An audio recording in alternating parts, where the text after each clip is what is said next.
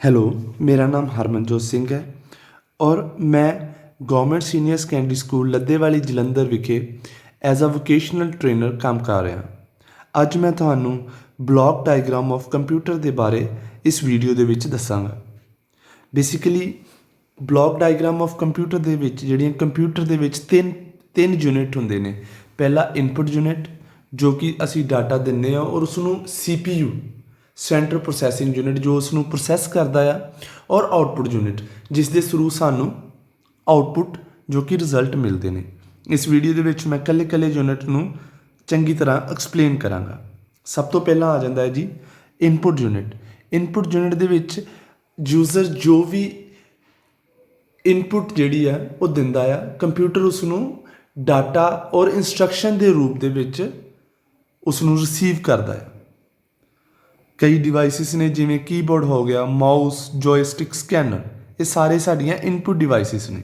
Functions ਕੀ ਨੇ input unit ਦੇ ਕਿ ਆਊਟਸਾਈਡ ਦਾ ਵਰਲਡ ਕਿ ਯੂਜ਼ਰ ਨੇ ਕੋਈ ਵੀ ਜਿਹੜੀ ਇਨਪੁੱਟ ਦਿੱਤੀ ਆ ਉਸ ਨੂੰ ਇਨਪੁੱਟ ਯੂਨਿਟ ਜਿਹੜਾ ਅਸੈਪਟ ਕਰਦਾ ਆ। ਇੱਕ ਵਾਰੀ ਜਦੋਂ ਉਹ ਅਸੈਪਟ ਕਰ ਲੈਂਦਾ ਹੈ ਫਿਰ ਉਸ ਨੂੰ ਆਪਣੇ ਅਕੋਰਡਿੰਗ ਆਪਣੇ ਅੰਡਰਸਟੈਂਡੇਬਲ ਫਾਰਮ ਦੇ ਵਿੱਚ ਉਸ ਨੂੰ ਕਨਵਰਟ ਕਰਦਾ ਆ। And when the input unit convert the data then ਉਹ ਫਰਦਰ ਸਪਲਾਈ ਕਰ ਦਿੰਦਾ ਆ ਕੰਪਿਊਟਰ ਸਿਸਟਮ ਨੂੰ ਫॉर ਦਾ ਫਰਦਰ ਪ੍ਰੋਸੈਸਿੰਗ। ਅਗਲਾ ਯੂਨਿਟ ਆ ਜਾਂਦਾ ਸਾਡੇ ਕੋਲੇ ਆਊਟਪੁੱਟ ਯੂਨਿਟ। ਆਊਟਪੁੱਟ ਯੂਨਿਟ ਦੇ ਵਿੱਚ ਕੀ ਹੁੰਦਾ ਹੈ ਕਿ ਜਦੋਂ ਇਨਪੁੱਟ ਯੂਨਿਟ ਨੂੰ ਅਸੀਂ ਇਨਪੁੱਟ ਯੂਨਿਟ ਜਿਹੜਾ ਕੋਈ ਵੀ ਜਦੋਂ ਡਾਟਾ ਔਰ ਇੰਸਟਰਕਸ਼ਨ ਰਿਸੀਵ ਕਰਦਾ ਹੈ ਔਰ ਫਰਦਰ ਪ੍ਰੋਸੈਸਿੰਗ ਹੋ ਕੇ ਜੋ ਰਿਜ਼ਲਟ ਪ੍ਰੋਡਿਊਸ ਹੁੰਦਾ ਆ ਉਹ ਸਾਨੂੰ ਆਊਟਪੁੱਟ ਯੂਨਿਟ ਦੇ ਥਰੂ ਹੀ ਮਿਲਦਾ ਆ। ਕਈ ਤਰ੍ਹਾਂ ਦੀਆਂ ਆਊਟਪੁੱਟ ਡਿਵਾਈਸਿਸ ਨੇ ਜਿਵੇਂ monitor, printer and speaker. Functions ਕੀ ਨੇ ਆਊਟਪੁੱਟ ਯੂਨਿਟ ਦੇ? ਜੋ ਵੀ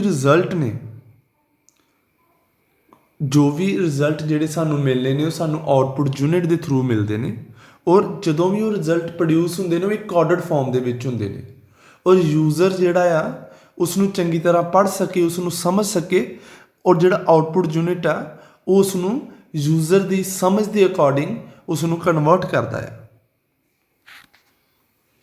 ਮੇਨ ਪਾਰਟ ਆ ਜਾਂਦਾ ਹੈ ਜੀ central processing unit. Central processing unit is basically the brain of the computer।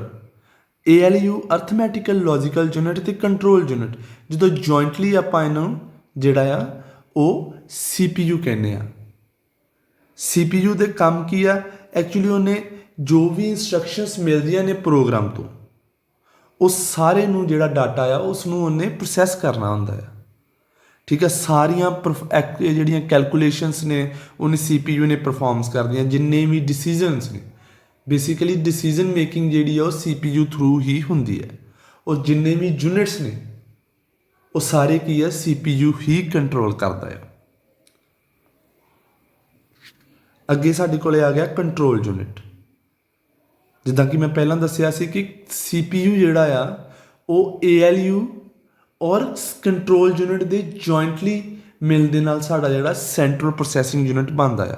Control unit basically ਸਾਰੇ ਜਿਹੜੇ ਯੂਨਿਟਸ ਹੁੰਦੇ ਨੇ ਕੰਪਿਊਟਰ ਦੇ ਵਿੱਚ ਉਹਨੂੰ ਕੰਟਰੋਲ ਕਰਦਾ ਆ। ਇਹ central nervous system of computer ਹੁੰਦਾ ਆ ਜਿਹੜਾ ਕਿ ਇਸ ਦੀ ਕੰਪਿਊਟਰ ਦੀ ਵਰਕਿੰਗ ਨੂੰ ਕੰਟਰੋਲ ਤੇ ਸਿੰਕਰੋਨਾਈਜ਼ ਕਰਦਾ ਹੈ। ਇਸ ਦੇ ਫੰਕਸ਼ਨਸ ਕੀ ਨੇ? ਇਹਨੇ ਇਨਪੁੱਟ ਯੂਨਿਟ ਨੂੰ ਜਿਹੜੀਆਂ ਇੰਸਟਰਕਸ਼ਨਸ ਦੇਣੀਆਂ ਹੁੰਦੀਆਂ ਨੇ ਕਿ ਜਿਹੜਾ ਡਾਟਾ ਤੁਸੀਂ ਯੂਜ਼ਰ ਤੋਂ ਲਿਆਇਆ ਉਹਨੂੰ ਕਿੱਥੇ ਸਟੋਰ ਕਰਨਾ ਹੈ, ਔਰ ਨਾਲ ਦੀ ਨਾਲ ਇਸ ਨੇ ਜਿਹੜਾ ਫਲੋ ਆਫ ਡਾਟਾ ਆ ਔਰ ਜਿਹੜੀਆਂ ਸਾਨੂੰ ਇੰਸਟਰਕਸ਼ਨਸ ਮਿਲਦੀਆਂ ਨੇ ਸਟੋਰੇਜ ਯੂਨਿਟ ਟੂ ALU ਇਹ ਸਾਰੀਆਂ ਨੂੰ ਉਸਨੇ ਕੰਟਰੋਲ ਕਰਨਾ ਹੁੰਦਾ ਹੈ।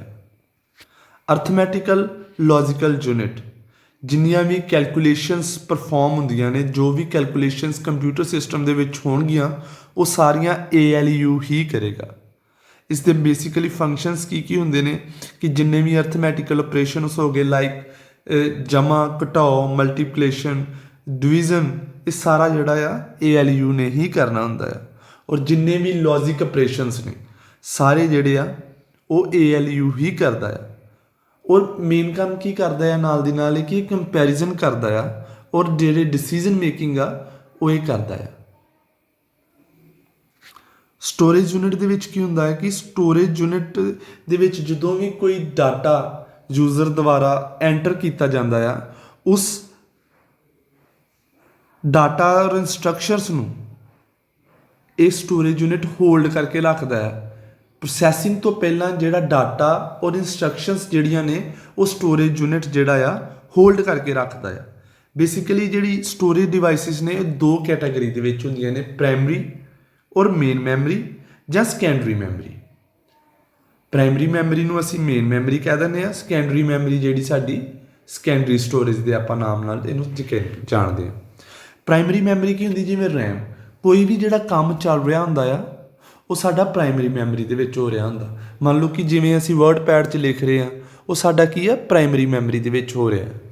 ਔਰ ਸੈਕੰਡਰੀ ਮੈਮਰੀ ਦੇ ਵਿੱਚ ਕੀ ਹੈ, ਜਿੱਦਾਂ ਕੋਈ ਵੀ ਰਿਜ਼ਲਟ ਜਿਹੜਾ ਆਪਾਂ ਸੇਵ ਕਰਦੇ ਹਾਂ ਕੰਪਿਊਟਰ ਦੇ ਵਿੱਚ, ਉਹ ਜਿਹੜਾ ਸਾਡਾ ਸੈਕੰਡਰੀ ਮੈਮਰੀ ਦੇ ਵਿੱਚ ਸੇਵ ਹੁੰਦਾ ਆ। ਫੰਕਸ਼ਨਸ ਕੀ ਨੇ, ਕਿ ਰਿਸੀਵ ਕਰਦਾ ਆ ਡਾਟਾ ਤੇ ਇੰਸਟਰਕਸ਼ਨਸ ਜਿਹੜੀਆਂ ਸਾਨੂੰ ਪ੍ਰੋਸੈਸਿੰਗ ਦੇ ਲਈ ਰਿਕੁਆਇਰਡ ਹੁੰਦੀਆਂ ਨੇ, ਠੀਕ ਆ। ਔਰ ਇਹ ਸਟੋਰ ਕਰਦਾ ਇਮੀਡੀਏਟ ਰਿਜ਼ਲਟਸ। ਕੋਈ ਵੀ ਜਿਹੜਾ ਰਿਜ਼ਲਟ ਆ ਇਨਪੁਟ ਯੂਨਿਟ ਤੇ ਜਾਣ ਤੋਂ ਪਹਿਲਾਂ ਇਹ ਸਟੋਰੇਜ ਯੂਨਿਟ ਦੇ ਵਿੱਚ ਜਿਹੜਾ ਆ ਸੇਵ ਹੁੰਦਾ ਆ, ਠੀਕ ਆ। ਇਹ ਡਾਟਾ ਨੂੰ ਬਾਅਦ ਵਿੱਚ ਆਪਾਂ ਕਿੱਦਾਂ ਇਸ ਨੂੰ ਦੇਖ ਸਕਦੇ ਹਾਂ, ਵਰਤ ਸਕਦੇ ਹਾਂ, ਉਸ ਨੂੰ ਜਿਹੜਾ ਡਾਟਾ ਆ ਉਸ ਨੂੰ ਵੀ ਸੇਵ ਕਰਦਾ ਆ। ਔਰ ਜਿਹੜੀ ਇਹ ਸਾਰੀ ਸੇਵਿੰਗ ਜਿਹੜੀ ਆ ਲੇਟਰ ਯੂਜ਼ ਵਾਲੀ ਸੇਵ ਜਿਹੜੀ ਆ, ਜੋ ਵੀ ਡਾਟਾ ਨੂੰ ਸੇਵ ਕਰੇਗਾ ਉਹ ਤੁਹਾਡੀ ਜਿਹੜੀ ਆ ਸੈਕੰਡਰੀ ਸਟੋਰੇਜ ਯੂਨਿਟ ਦੇ ਵਿੱਚ ਸੇਵ ਹੋਏਗੀ। ਸੋ ਇਹ ਅੱਜ ਦਾ ਮੇਰਾ ਟੌਪਿਕ ਸੀ ਕਿ ਜਿਸ ਦੇ ਵਿੱਚ ਮੈਂ ਇਨਪੁਟ ਯੂਨਿਟ ਨੂੰ ਕਵਰ ਕੀਤਾ, ਸੈਂਟਰਲ ਪ੍ਰੋਸੈਸਿੰਗ ਯੂਨਿਟ ਕਵਰ ਕੀਤਾ, ਕੰਟਰੋਲ ਯੂਨਿਟ ਜੋ ALU ਦੇ ਨਾਲ ਮਿਲ ਕੇ ਜੋ ਸੈਂਟਰਲ ਪ੍ਰੋਸੈਸਿੰਗ ਯੂਨਿਟ ਬਣਾਉਂਦੇ ਆ, ਔਰ ਆਉਟਪੁੱਟ ਯੂਨਿਟ। ਬੇਸਿਕਲੀ ਕੰਪਿਊਟਰ ਜਿਹੜਾ ਇਸ ਤਰ੍ਹਾਂ ਹੀ ਕੰਮ ਕਰਦਾ ਹੈ। So thank you.